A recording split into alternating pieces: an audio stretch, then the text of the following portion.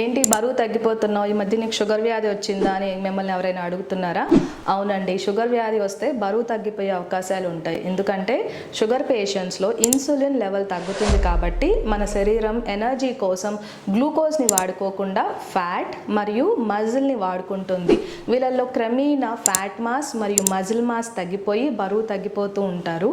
ఈ రక్తంలో పెరిగిపోయిన షుగర్ లెవెల్ని కిడ్నీస్ యూరిన్ ద్వారా పంపడానికి ప్రయత్నిస్తూ ఉంటుంది కాబట్టి గ్లూకోజ్తో పాటు సోడియం మరియు వాటర్ కూడా వెళ్ళిపోయి వీళ్ళు ఫ్రీక్వెంట్ యూరినేషన్ అంటాం, ఎక్కువసార్లు యూరిన్కి వెళ్తూ ఉంటారు. దాని వలన కూడా బరువు తగ్గుతారు.